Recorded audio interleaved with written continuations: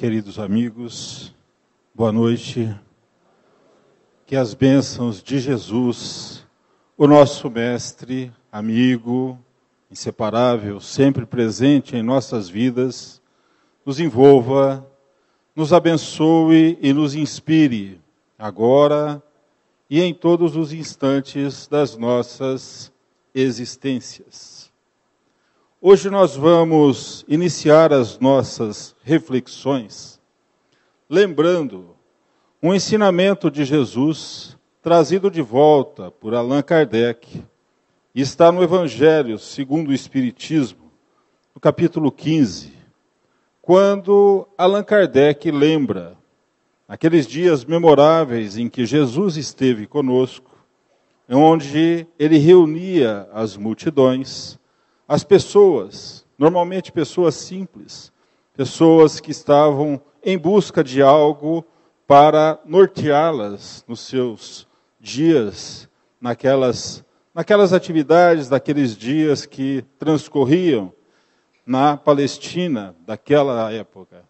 E Jesus, quando reunia as multidões, falava aos corações, falava aos simples, falava aos doutores da lei, e, invariavelmente, por várias vezes, os próprios doutores da lei, ali presentes, interrompiam Jesus e lhe fizeram uma pergunta, em várias ocasiões, em ocasiões diferentes. Senhor, qual o maior mandamento contido na lei?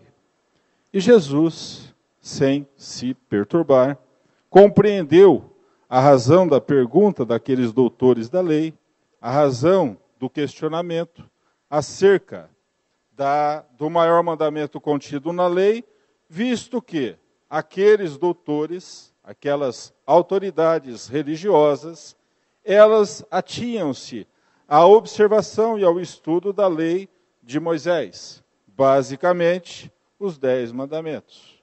E, em resposta, Jesus dizia àqueles que o ouviam: o maior mandamento contido na lei consiste em amar a Deus sobre todas as coisas.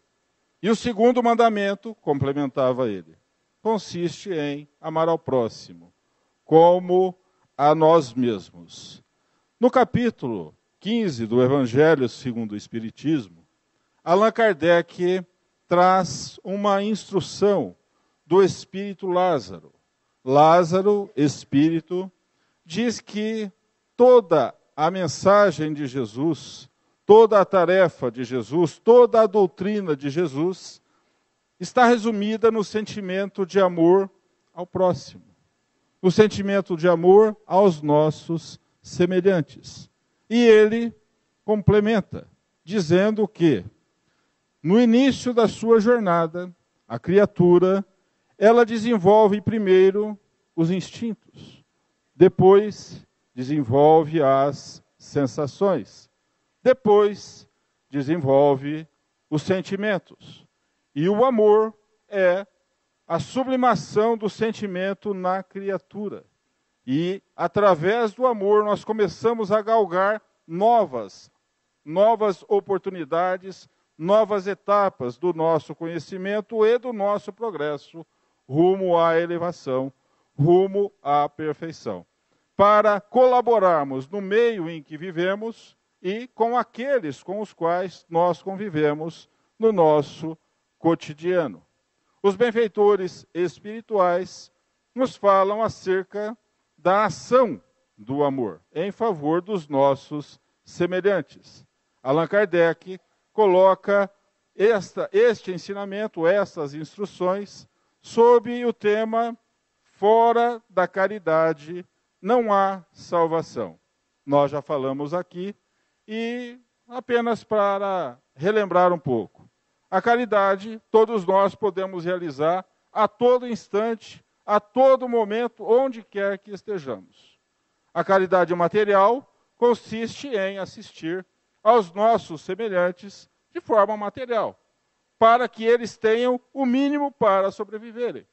O exemplo que nós guardamos em mente é o exemplo de Madre Teresa de Calcutá, que, visitada por um jornalista britânico, depois que este conheceu todo o trabalho, ou pelo menos grande parte do trabalho que ela realizava, ele, ao se despedir, veio ter com ela e disse mais ou menos o seguinte: a senhora está acostumando mal essas pessoas.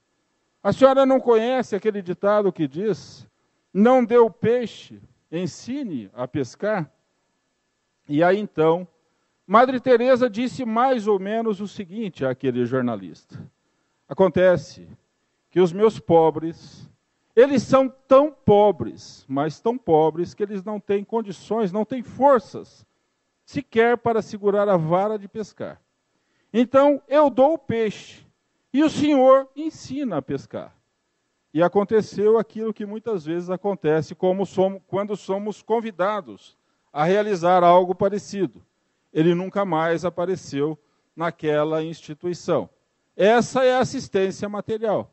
Quando nós temos que socorrer materialmente aos nossos semelhantes para acudi-los de uma forma até providencial, de uma forma urgente. Mas às vezes nós não temos como realizar isso. E podemos realizar a todo instante a caridade moral, que consiste nos pequenos atos, pequenos gestos da nossa vida.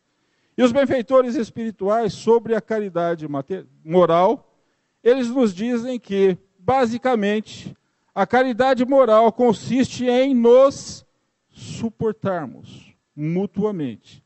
O que às vezes também é um pouco complicado, mesmo para aqueles de nós que estamos aprendendo com os ensinamentos dos benfeitores amigos.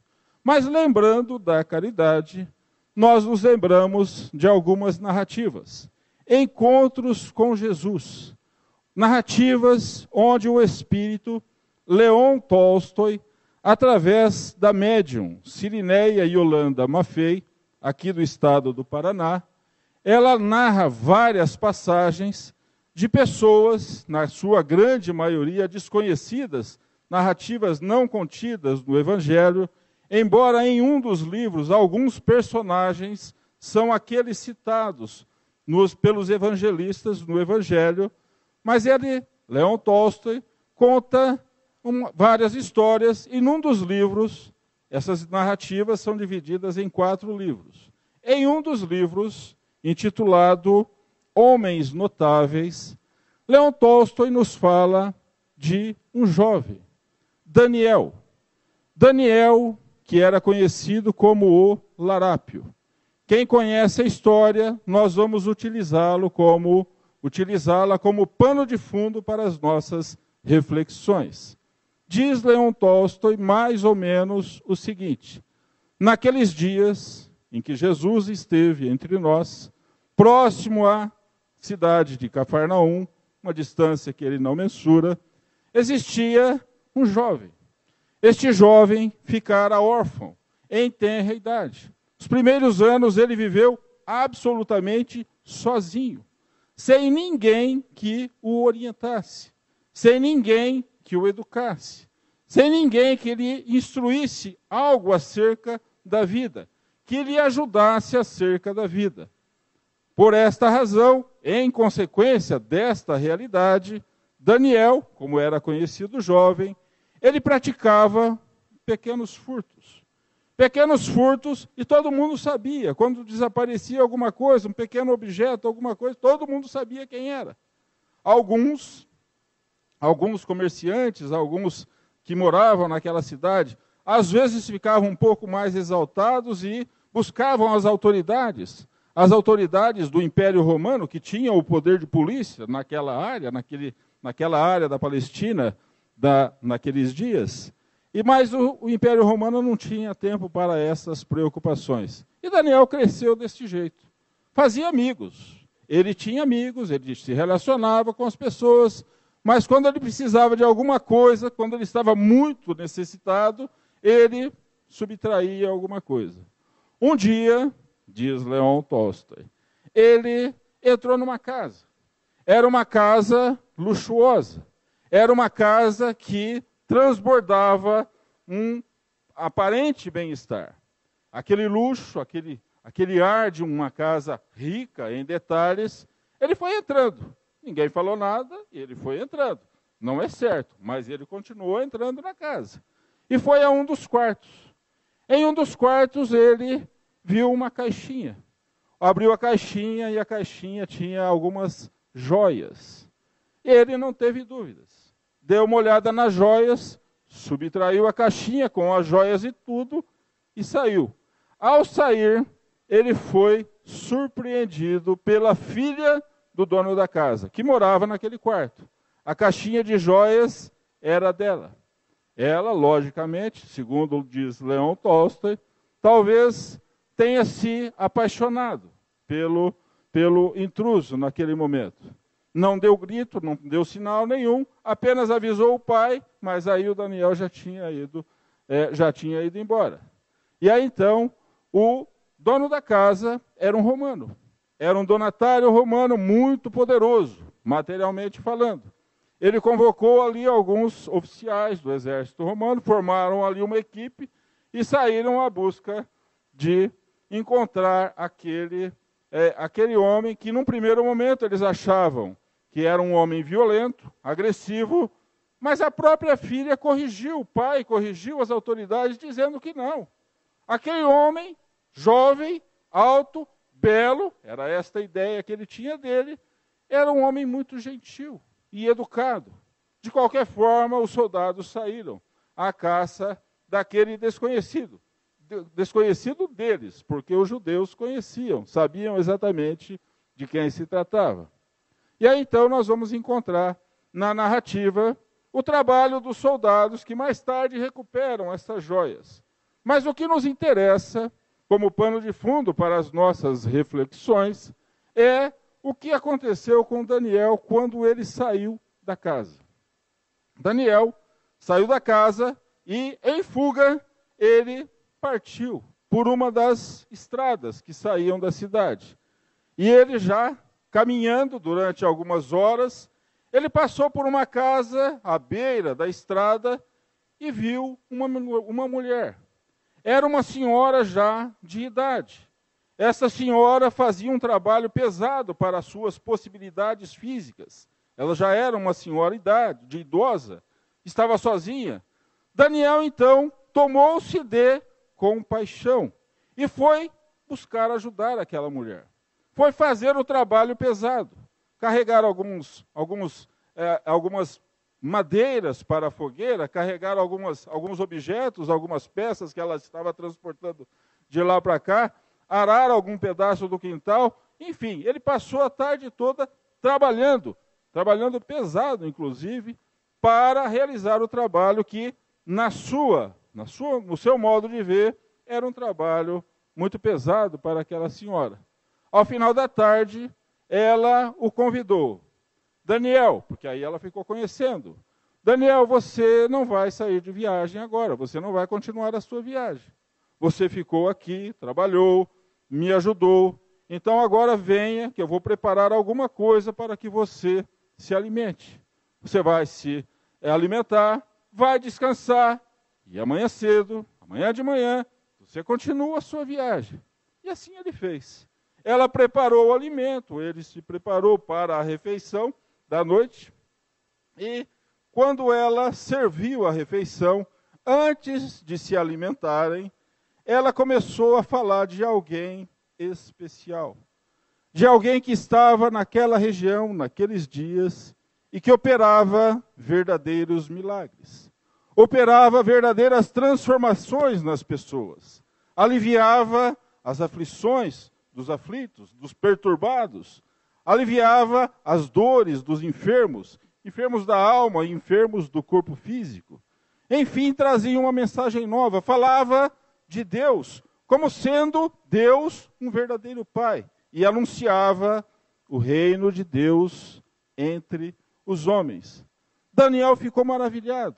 Ele nunca ouviu falar deste homem estranho. Mas no dia seguinte, dormiu, no dia seguinte, ele, ao sair de viagem, ao se preparar para continuar a sua viagem, que na realidade não era bem uma viagem, era uma fuga, ela preparou alguns alimentos, frutas, mel, para que ele levasse e se alimentasse durante o dia. E em agradecimento, Daniel pegou uma das joias que estava na caixinha que ele trazia com ele e deu para a mulher. Era um anel de grande valor, embora eles não fizessem ideia naquele momento de quanto valia aquela joia. Mas era algo muito bonito, devia valer alguma coisa. E ele disse, em agradecimento, pegue esta joia. Se for necessário, venda, para fazer frente às suas necessidades. E eu vou continuar. E continuou a sua caminhada. A mulher não sabia a origem daquela joia, é verdade. Mas ela recebeu aquilo também de uma forma a não contrariá-lo.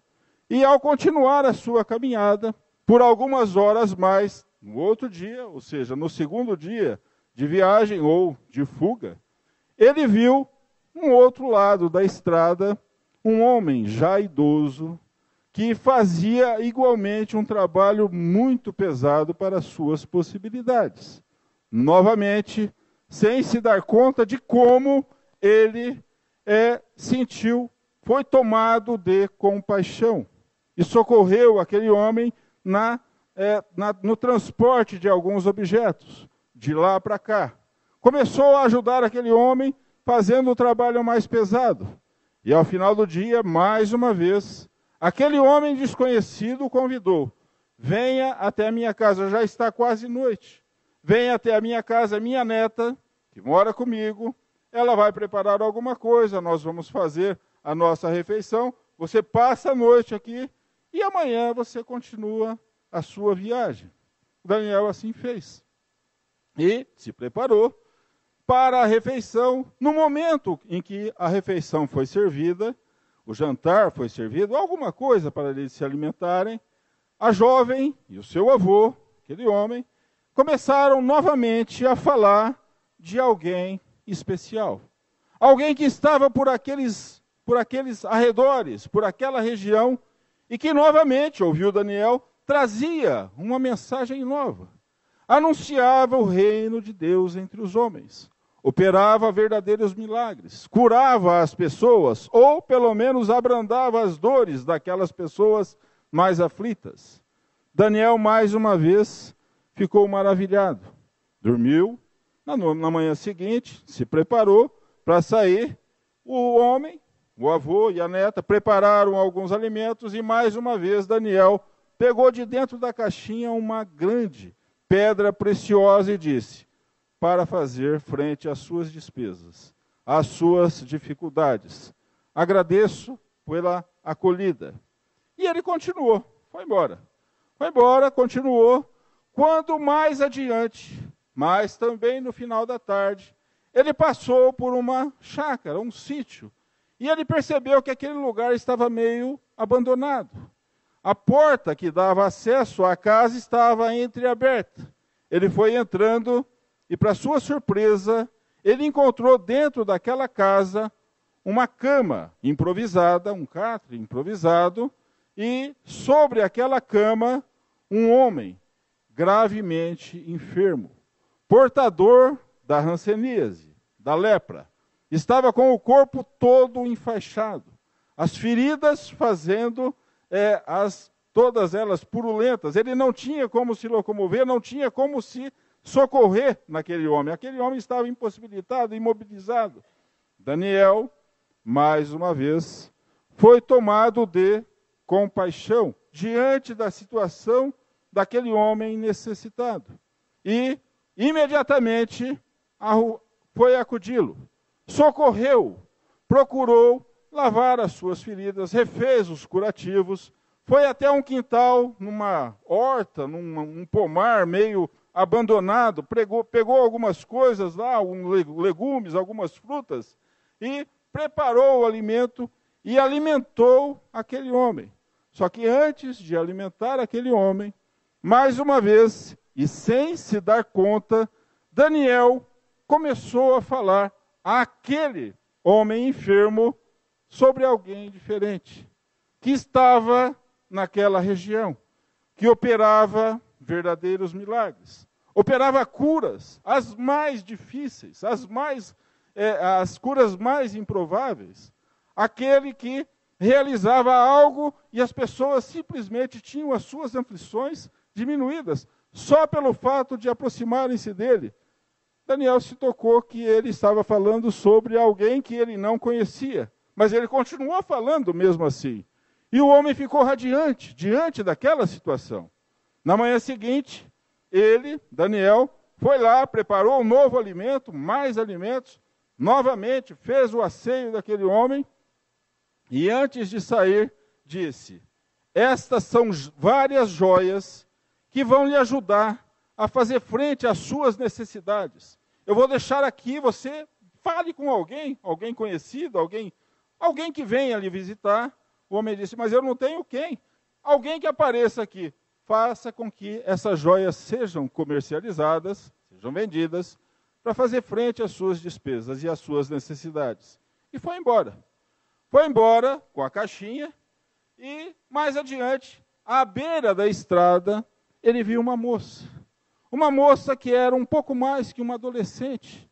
Ela estava apavorada, aflita, trazia a necessidade de encontrar-se com alguém.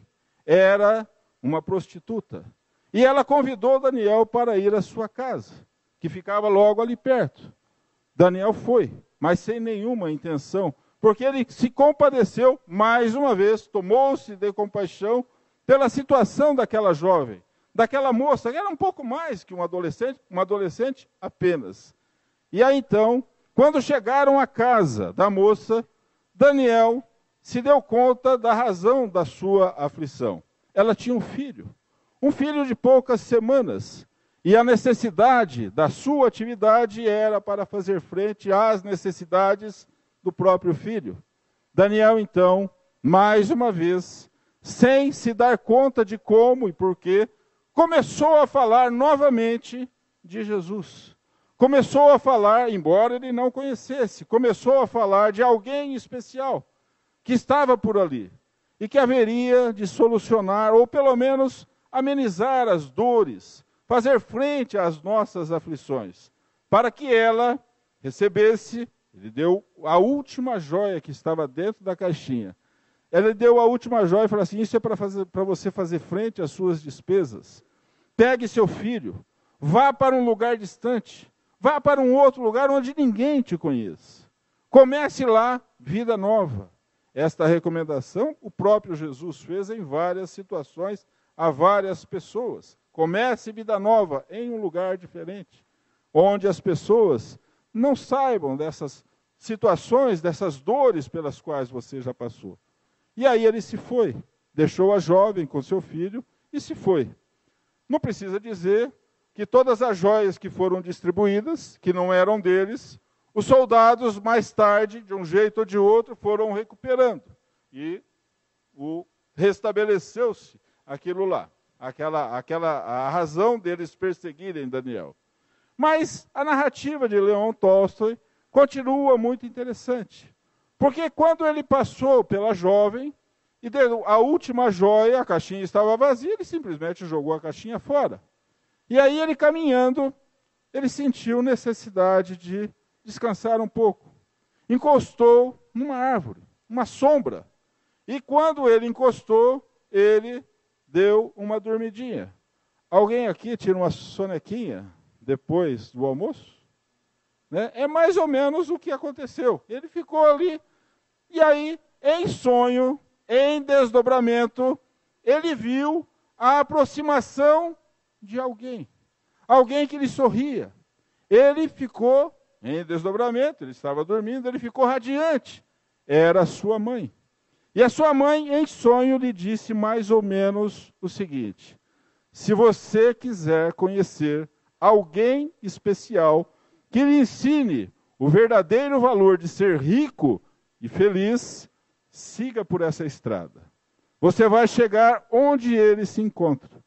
Daniel despertou e, lógico, a imagem, o sonho, a sua mãe se desvaneceu. Não estava presente enquanto ele estava acordado. Mas ele lembrou bem da sua indicação, da sua orientação. Ele seguiu por aquela estrada e chegou a Cafarnaum. Em Cafarnaum ele viu as pessoas trabalhando, para a sobrevivência do dia a dia. As pessoas caminhando para lá e para cá. E ele viu que grande multidão se dirigia à praia. Do lago vinham 5 barcos. E num desses barcos, alguém se destacava. Ele não conhecia Jesus. Quando ele viu aquele homem descendo do barco e a multidão se achegando a Jesus, ele não teve dúvidas. Era quem ele procurava. E ele ficou ali, parado, olhando. E Jesus foi caminhando entre a multidão. Caminhava aqui, parava um pouquinho, conversava com um, conversava com o outro. Um enfermo lhe era apresentado, ele conversava um pouquinho. Às vezes o enfermo saía recuperado, às vezes não, mas saía renovado, num bom ânimo. E aí então Jesus veio caminhando. Ele, Daniel, quis até sair para não ficar ali naquela situação. Mas ele não teve forças para isso. E sem que ele se desse conta, mais uma vez Jesus estava à sua frente. E mais ainda, sorriu para ele. E o chamou pelo nome. Venha, Daniel. Vamos à casa de um amigo. Lá nós vamos conversar um pouco. E Jesus o levou à casa de um dos apóstolos, possivelmente, de um dos discípulos, dos seus amigos que ali estavam, que ali residiam. E Daniel permaneceu ali durante alguns dias. Jesus falou acerca dos vários assuntos. Falou acerca das dificuldades pelas quais nós passamos. Falou acerca das nossas dificuldades do dia a dia. Em outras palavras, aquilo que os benfeitores espirituais, na codificação de Allan Kardec, nos ensina acerca das aflições pelas quais todos nós passamos. Nos ensinou, ou ensinou naquele momento, o valor da amizade. E todos os dias em que ali esteve, ele, Jesus, recebia alguém enfermo e operava curas.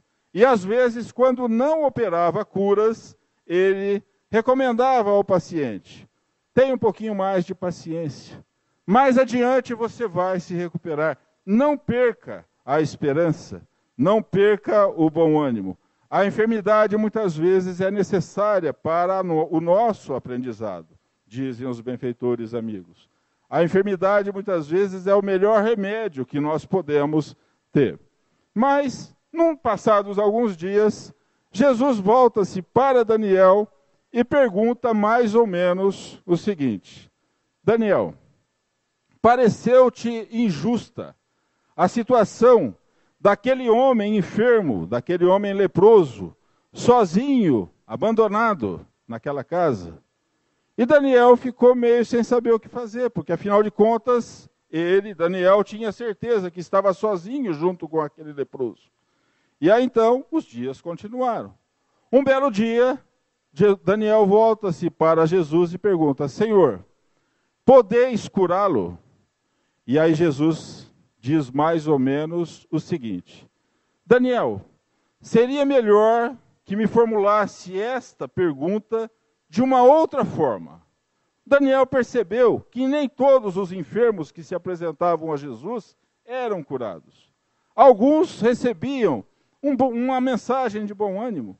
Alguns recebiam palavras de estímulo, mas nem todos eram curados. E aqueles que eram curados, para aqueles que eram curados, era recomendado: vai e não peques mais. Então, Daniel percebeu que na origem das nossas enfermidades tem algo mais que muitas vezes nós deixamos escapar. Falamos sobre isso mais tarde. E aí então Daniel perguntou de uma outra forma: Senhor, ele tem condição de ser curado? Ele pode ser curado? E aí Jesus disse: amanhã nós voltaremos àquela casa em que já estivemos juntos. Daniel então ficou com a cabeça mais atrapalhada ainda. Nós ficaríamos. Afinal de contas, nós voltaremos à casa? Mas ele passou a noite toda assim, com aquele pensamento. No dia seguinte, Jesus, prontinho lá, vamos embora. E no caminho de Cafarnaum para a casa daquele enfermo, daquele leproso, Daniel perguntou: Senhor, ontem o senhor disse que nós voltaríamos à casa onde já estivemos. Eu tenho certeza que eu estive lá sozinho, o senhor não estava lá. Como é que é isso? As palavras eram outras, mas a ideia é essa. Jesus então responde: Daniel, quando você foi tomado de um sentimento de piedade, compaixão, para aquela mulher viúva, eu fiz com que você, ou inspirei-o para que você continuasse, fosse em seu socorro. E quando ela falou do meu nome para você, eu a inspirei para que você me conhecesse. Quando você foi atender àquele homem idoso, socorreu, ajudou, foi piedoso com ele, teve para com ele compaixão, eu o inspirei para que você o ajudasse. E você o ajudou, e eu o inspirei, aquele homem, para que ele falasse do meu nome para você, para que mais uma vez você tivesse fortalecida a ideia de que eu estava presente. Quando você esteve junto com o nosso irmão enfermo e começou a falar do meu nome para ele, eu o inspirei para que ele me conhecesse. E quando você falou do meu nome para a nossa irmã equivocada, eu o inspirei para que ela tivesse a esperança renovada e me conhecesse. Os únicos momentos em que eu me separava, me afastava de você, era aquela hora, ou eram aquelas horas, em que você tinha que resolver o que fazer com aquelas joias que não eram suas. Daniel ficou meio envergonhado, mas era uma verdade, era uma realidade. Então, Daniel, eu estive com você a todo instante. Caminharam e chegaram à casa daquele enfermo. Chegaram e foram recebidos, claro, agora como um amigo. Daniel, alguém que ele não conhecia, Jesus, mas que ele ficou radiante em ver. E aí então começaram a trabalhar na limpeza daquele lugar, começaram a dar uma arrumada, dar uma geral, prepararam um alimento, banharam aquele homem enfermo. Tudo isso, Jesus também trabalhando. Depois de algumas horas, tudo mais ou menos no lugar, tudo mais ou menos arrumado, Jesus volta-se para o leproso e pergunta: meu irmão, você sabe o motivo de tantas aflições? E o leproso diz: não, saber, eu não sei, mas eu pressinto, eu tenho uma ideia, porque todos os dias eu tenho um sonho, e nesse sonho eu sou um cavaleiro, eu guardo uma arma, uma espada, e eu, montado no meu cavalo, na companhia de alguns amigos, de alguns outros cavaleiros também, saímos por aí a ceifar vidas. Então eu imagino que eu estou colhendo na carne aquilo que eu devo ter feito numa outra época, embora ele não compreendesse o fenômeno da reencarnação, detalhadamente explicado pelos benfeitores espirituais na codificação espírita. Allan Kardec foi muito pródigo em nos ensinar acerca da reencarnação, a nos trazer essas informações dos benfeitores. E aí então, Jesus disse exatamente isso. As dores de hoje decorrem, têm as suas matrizes em atitudes passadas. E aí então, tens fé? Perguntou Jesus. Eu acredito em ti, Senhor, cegamente. Pois então, Jesus impõe as mãos e, como por encanto, aquelas feridas, elas vão sendo curadas. As feridas vão se fechando, vão desaparecendo, vão ficando pequenas marcas. E o tecido se recompõe, se reconstitui, até que aquele homem fica quase que inteiramente saudável, sem nenhuma ferida no corpo. E aí então Jesus diz, olha, tenha um pouquinho mais de paciência. Em 2 dias isso tudo vai desaparecer e você volta ao normal. Depois nós comentamos sobre isso. E aí então Jesus e Daniel permaneceram ali durante mais alguns dias. E nesses dias eles praticamente refizeram tudo. Jesus sabia o ofício, na realidade Jesus sabe todos os ofícios, todo tipo de trabalho. Mas ele esteve no aprendizado sobre a carpintaria. Aprendeu com seu pai José.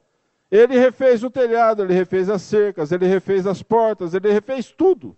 Refez todo o pomar. Daniel o ajudou, preparou o alimento e durante alguns dias voltaram. Despediram-se daquele leproso que estava completamente restabelecido, agora sem nenhuma marca, e voltaram para Cafarnaum.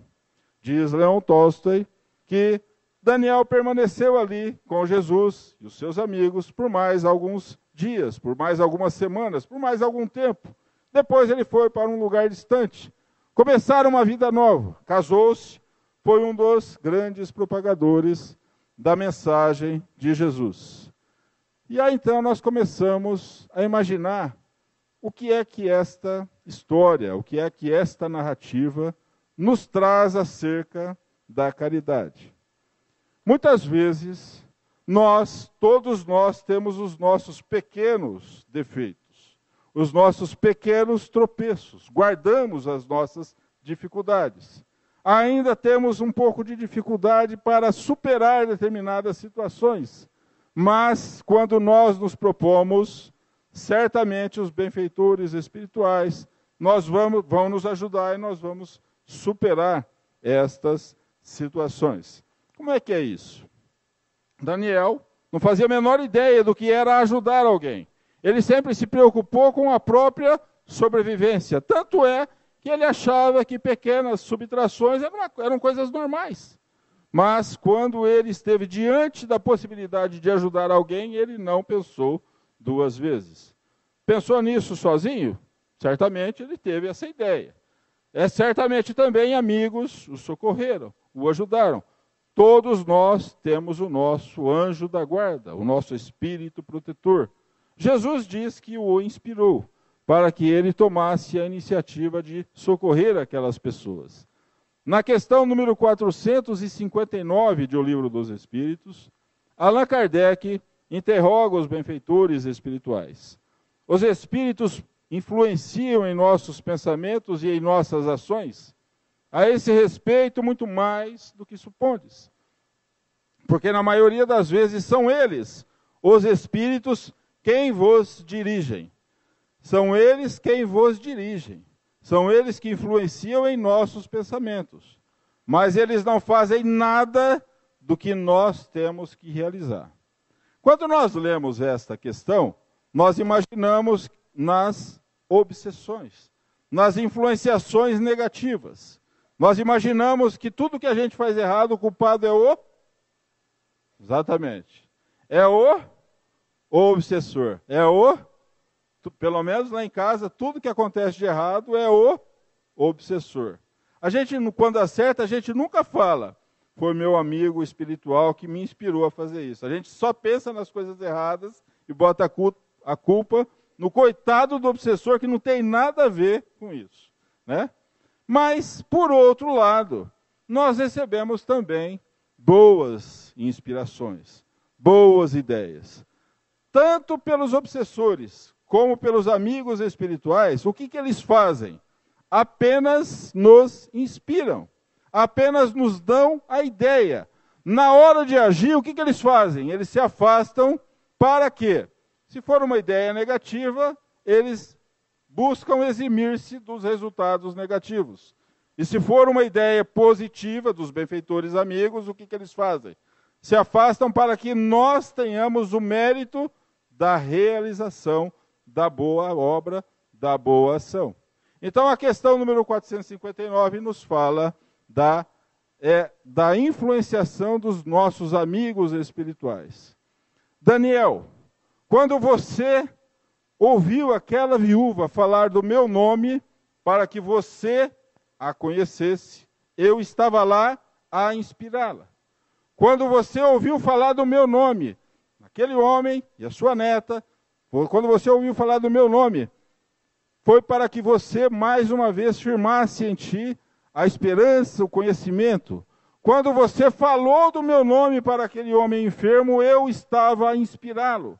E quando você falou do meu nome para aquela moça, aquela nossa irmã equivocada, eu estava ali a inspirá-lo para que ela tivesse bom ânimo, esperança novamente. O que Jesus fez? Apenas inspirou, assistiu com bons pensamentos. Os únicos momentos em que eu me afastava de você era quando você tinha que resolver o que fazer com aquelas joias, que não eram suas. Ou seja, na ação, eles se afastam. Os benfeitores amigos se afastam, tanto para o bem quanto para o mal. E eles respeitam isso. E eles fazem isso em respeito a uma das leis divinas, que é a lei de liberdade. Na questão número 843 de O Livro dos Espíritos, Allan Kardec nos fala acerca do livre-arbítrio. Traz de volta os ensinamentos de Jesus e dos benfeitores espirituais, nos falando que nós temos a liberdade para agir, tanto para o bem quanto para o mal, tanto para as coisas acertadas quanto para as coisas um tanto equivocadas. E em decorrência da nossa ação, muitas vezes as nossas ações geram consequências, resultados, e nós temos que refazer tudo isso. Por isso é que nós vivemos num mundo de provas e de expiações. Provas por quê? Para colocar em prática tudo aquilo que nós aprendemos. E só que quando nós colocamos em prática, como nós estamos com a bênção do esquecimento do passado, a gente acaba às vezes fazendo uma grande confusão. E às vezes essas grandes confusões têm consequências, e essas consequências precisam ser reparadas. É como a nossa ação do dia a dia. Nós estamos trilhando um caminho, a gente sempre lembra dessa passagem. Eu sempre lembro, deixa eu ver, minha mãe não está aí.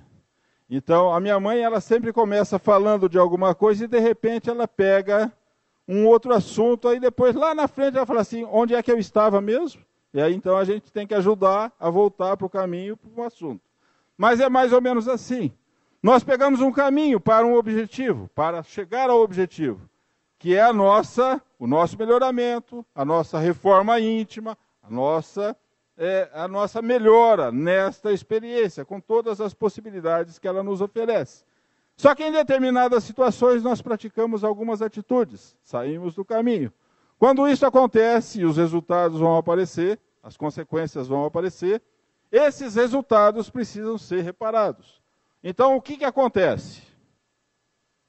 Exatamente, está todo mundo respondendo mentalmente. Quando nós nos equivocamos e erramos e decorrem daí as consequências negativas, primeira coisa, para que nós retornemos à harmonia, nós nos arrependemos. Nos damos conta de que erramos. Nos damos conta de que cometemos um equívoco, mais ou menos grave, mais ou menos sério. Depois do arrependimento vem a expiação, onde nós vamos sofrer as consequências das nossas próprias ações passadas, ou passar por situações mais ou menos parecidas para superarmos aquela situação anterior. E depois disso, nós precisamos, exatamente, reparar o mal que nós fizemos. Arrependimento, expiação, reparação. Feito isso, a gente volta para o caminho novamente em busca do nosso objetivo. E as curas operadas por Jesus? As curas operadas por Jesus, hoje, com as pesquisas, com o trabalho, com as atividades desenvolvidas pelos próprios cientistas, e hoje nós temos melhores condições de entender como se processavam. O que é que a ciência hoje nos fala? Nos diz que vivemos num mundo de ondas, de energias. Tudo o que nos cerca, tudo o que nós percebemos, resume-se a energia. Energia em forma etérea, em forma natural, em forma dispersa, ou energia congelada, através da matéria, através daquilo que nós percebemos com os nossos sentidos. Quando Jesus impunha as mãos, quando os médiuns, curadores, impõem as mãos, o que eles fazem? Trabalham essas energias em favor dos pacientes. Consideremos que Jesus, com o seu psiquismo superior, ele tinha condições de avaliar se o paciente, se o enfermo, já tinha condições ou não de ser reabilitado, de ser recuperado. E aí então ele impunha as mãos, manipulava essas energias e operava as curas. No corpo físico? Ainda não. Operavam essas curas no perispírito, que é onde nós trazemos as matrizes das nossas enfermidades, das nossas dores. O que é que Jesus falou a esse respeito? Quando as pessoas imaginavam que eram milagres, e muitas pessoas imaginam que isso era milagre, Jesus falou lá atrás, eu não vim destruir a lei. Ou seja, ele não veio derrogar nenhuma das leis divinas, né? Mas ele falava sempre, vós sois deuses, podeis fazer o que eu faço e muito mais, nos dando conta de que nós também, um dia, talvez não hoje, talvez não daqui a pouco, mas um dia nós também teremos condições de auxiliar os nossos irmãos de uma forma muito mais ostensiva, de uma forma muito mais positiva. Vai e não peques mais. Era algo que ele também nos ensinava. Quando ele falava, vai e não peques mais, hoje, na medicina, o que é que acontece quando o paciente vai lá no consultório fazer lá para o médico descobrir o que ele tem? Chega lá, chegamos no consultório médico com os sintomas de uma gripe. Correto? Apesar que ninguém vai no médico por causa de gripe, né? Todo mundo vai por conta própria, é isso? Vai se medicando. Às vezes dá certo, às vezes só dá uma fortalecida no bichinho, né? Mas vamos lá. E aí então, quando nós vamos no médico e ele, com o diagnóstico, com os exames, com toda aquela observação, fala assim, ó, você está com uma gripe. Eu vou lhe dar aqui um remédio. Você vai tomar esse remédio durante 10 dias, 2 vezes por dia. O que a gente faz? A gente toma. 1, 2, 3, 4, 5. E aí a gente fica ótimo. Não é assim? E aí o que a gente fala? Parar de tomar isso daqui. Aquele médico não entende nada disso. E aí a gente para, por conta própria. Eu sei que aqui ninguém faz isso. Mas lá em casa, ou outros lugares que a gente conhece, o pessoal faz muito isso. Então, né? E aí a gente para de tomar o remédio. E o que acontece? Aquela gripe mal curada volta com tudo. Mais forte ainda. É a recidiva. E aí a cura é mais complicada ainda. Por isso é que Jesus recomendava. Vai e não peques mais. Porque se a gente continuar, persistir no erro, o que vai acontecer? Aí vai ficar mais difícil a gente encontrar o nosso bem-estar. Para encerrar, nós vamos lembrar uma frase de Jesus, no tocante a tudo aquilo que ele nos ensinou e a tudo aquilo que nos dá uma ideia do que era estar diante do Mestre. Essas narrativas, entre muitos outros autores, o que era estar diante de Jesus, transformava os corações, transformava os pensamentos das pessoas, o caráter das pessoas se agigantava, as pessoas ficavam altruístas. Muitos discípulos acompanharam Jesus, muitos discípulos não tiveram forças para superar determinadas situações, é verdade, mas aqueles amigos que estiveram sempre com Jesus nos deixaram um verdadeiro legado. Joana de Ângeles, através da psicografia do nosso querido Divaldo Pereira Franco, tem uma frase que resume o que era estar diante de Jesus. Ela diz mais ou menos o seguinte: Jesus, quem o viu passar, apenas viu. Mas quem o encontrou, face a face, frente a frente, nunca mais foi o mesmo. Tenhamos isso em mente, que Jesus nos oriente sempre. Muita paz.